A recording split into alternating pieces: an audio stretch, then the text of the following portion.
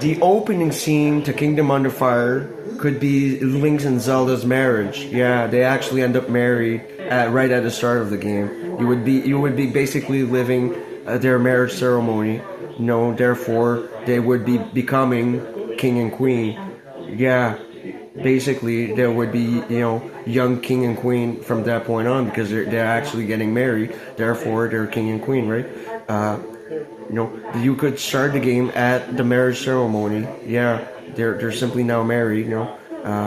And something happens. A little later on. You're celebrating at the beach, for example, and you notice boats coming to Hyrule a little far away, and it's the Fire Nation coming to invade some sort. Yeah, for example, you would start the game at the marriage ceremony. Yeah, Link and Zelda getting married. When they're still somewhat young. Or adults. You would start off the game from there. They would be married. She marries her knight finally. After Tears of the Kingdom. After Tears of the Kingdom, she marries her favorite knight, her selected knight, and they become king and queen of the throne. It would be a formal ceremony inducting them as king and queen at the same time as a marriage ceremony. Yeah, and they're celebrating at the beach, on their honeymoon while they notice they're going to be attacked. And you start the battle from there. You start the game from there. The intro scene would be basically Link's marriage and formal induction ceremony. You know what I mean? And they're simply celebrating their honeymoon at the beach. And before they have a chance to do anything, they're starting to get invaded by this new enemy force. Yeah, that's what I would start off. They're living their honeymoon at the beach in Hyrule, on beachside. Maybe at a hotel near the beach that we would have designed, or some sort, a resort, part of a beachside, little area, they're simply celebrating their honeymoon. They're kissing on the side of the beach and hugging, and all of a sudden they notice these boats arriving at the beach. Yeah, or at least one boat. Yeah, of some sort, and they're starting to get invaded. Yeah. And these enemy troops, start to appear on the map and open portals. That's what I would design the game. They would start to get invaded at that point.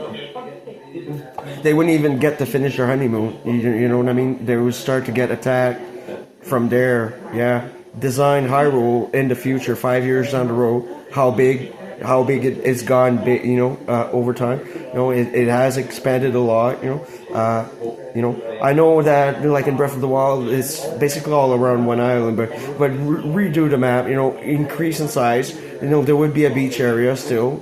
To reflect Breath of the Wild a little bit. And it would simply be beachside celebrating their honeymoon as they notice they're starting to get invaded by this enemy force, and there would be a battle. Link would have his sword. Link would have the Master Sword. He's still a knight. He would still be her knight, and basically Link and Zelda, would be fending off this enemy, and basically, they would have to run away. Yeah, Link and Zelda would basically fight, and more troops would come, and they would run away to Hyrule Castle. Yeah, they would have to run away somehow. And report to the royal guards about this. They're being invaded, right? You know what I mean? And these Fire Nation people can build portals, or are building portals to bring in more troops from their nation, from their territory. Yeah. These titles would be the first one and the second one would be possibly T-rated titles because there would be a little more combat-oriented titles. They would still have puzzle elements, and it's up to Nintendo to design the levels and the dungeons, right? But this is what I would do. It would be a little more combat-oriented titles. Yeah, it would be heavy on combat, and sneaking and so forth, while still retaining Breath of the Wild elements like the cooking and the fishing and the hunting, maybe, on your free time. And it's not like they would invade entire Hyrule Kingdom right from the get-go. You know what I mean? Basically, Link and Zelda would be on their honeymoon at the beach, starting the game. Link would still have his royal outfit it would be dressed in a formal royal outfit with his sword. but they're celebrating their honeymoon. They're kissing at the beach, and all happy. And all of a sudden, they're hearing like a horn of some sort in the air. They turn around or whatever, and they look a little further away. They know this boat's coming, enemy boats or some sort. They don't know who these people are, and they kind of sneak away to the Hyrule Castle to report that there's something strange going on. Boats are starting to show up on shore of some weird looking people are coming on shore. And they're like worried, starting to get worried about what's going on. And they're starting to investigate these sightings and what's going on. At the start, they would not necessarily know the Fire Nation. They would not know these people, right? It would be like a first time in Hyrule that they would come across these enemies, right? And basically Hyrule is being slowly and gradually invaded throughout the title. They were on their honeymoon and basically saw boats coming on shore that they would not recognize, and they would see these enemy soldiers, come out of the boat, and unpacking, material or merchandise or swords, or what I mean. They would, the enemy would start to unload equipment, they would be watching from a distance and say, we got to report this to Hyrule Castle right now, and basically, sneak away, and you would basically run back to Hyrule Castle to report to your general, what's going on, what you saw, and from then on, start to do an investigation, and enemy encampments would appear on the map. They would be opening portals on the map, of some sort, kind of like how Oblivion worked out. That would be the start of Kingdom Under Fire. You would start off with the first video, the intro of the game would be their marriage ceremony, officially getting married and being pronounced king and queen. I hereby pronounce you king and queen of Hyrule Kingdom. Some sort. Because they're getting married, right? What I mean. They're becoming king and queen, right? That would be the start of the game. And the scene would then shift to their honeymoon scene. They're kissing and Zelda's like telling Link how happy she is that finally they can be together at peace, and that she's happy. Hyrule is doing better, she's very ecstatic, you could see Zelda very screaming at Link, I'm so happy, things are finally working out, Hyrule has recovered and we're now married, husband and wife, and king and queen, or what I mean. Zelda is kissing Link or and stuff, and very happy, and they just hear this horn in the air, horn sound, and they look, where it's coming from. They're like, what's that? Where it's coming from? And they notice these boats arriving on shore.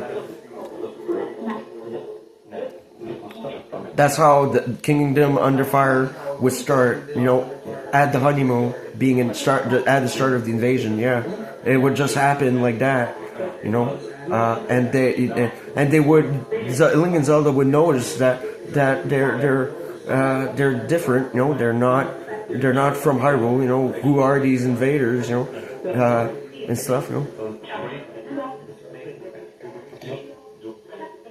That would be a great start to the story, yeah. And they would basically run off the Hyrule Castle, and report to the general.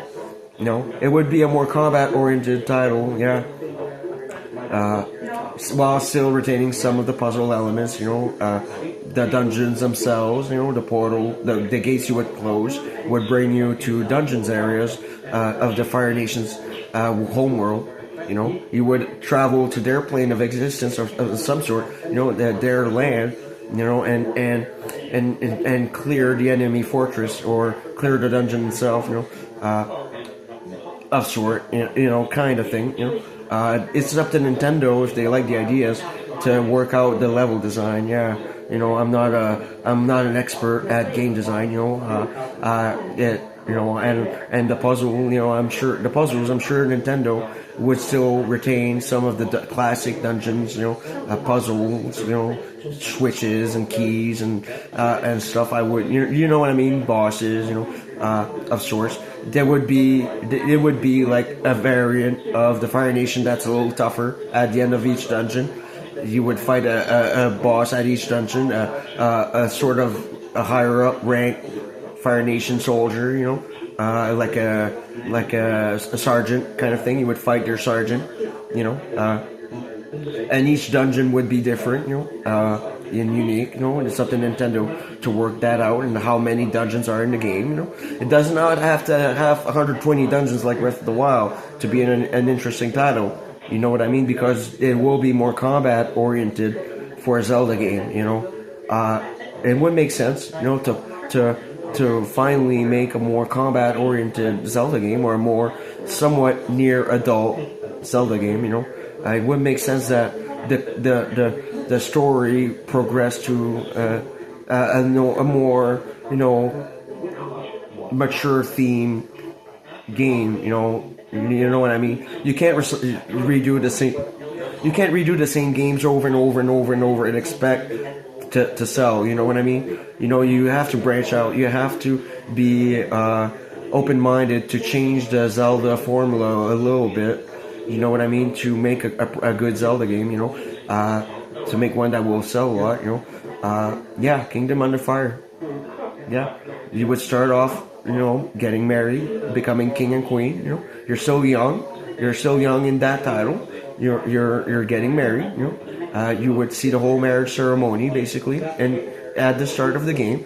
And then the screen would phase at their honeymoon. They're celebrating their honeymoon. Then they didn't even get to finish their honeymoon. They suddenly are getting invaded. Yeah, on the beach. They went to the beach to celebrate their honeymoon through like a resort-like area of Hyrule. Beachside. Beachside, and the enemy boats are starting to unload equipment. Basically, yeah, and troops. And they notice this, and they run off to Hyrule Castle and report to their general, what they saw, and they begin investigating basically what this is, who are they, and scope out, what's going on, you know what I mean, keeping the guards ready for battle and start to close enemy gates and stuff, because they're opening gates to their world to bring in more troops. Basically, all it would take is one boat. They arrive, one boat, a bunch of troops, start by unpacking stuff. They not necessarily a battle right away. They notice these troops unloading equipment. And who are they? What are they doing in Hyrule?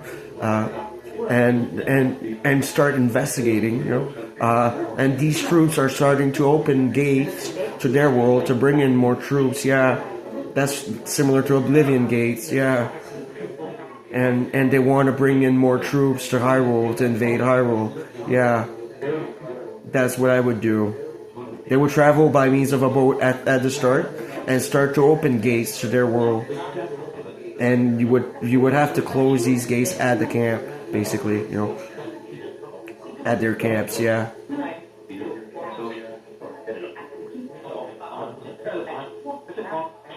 You would still have, Lynels, goblins, and wildlife, and mushrooms and stuff you can cook, still be able to cut down trees and stuff, gather wood or some sort I don't know for what reason you would gather wood, in the game, possibly for resources, maybe mining minerals, like in Breath of the Wild, but instead it would be, to provide troops weaponry, maybe, or stuff, I don't know. It's up to Nintendo to figure that out, But you would still have the Breath of the Wild elements, yeah. And simply be closing the gates, trying to stop these Fire Nation people from invading Hyrule, and the story would get worse and worse and worse and worse as you progress. You know, more gates are opening. You know, more dangers is coming. You know, and at the end, the Hyrule Castle would be attacked. You know, yeah. That's how the game would end. A big battle at Hyrule Castle. You know, you would be fending off the troops with your royal guards. You know, yeah. And at the end, you would have a baby for the follow up. Yeah.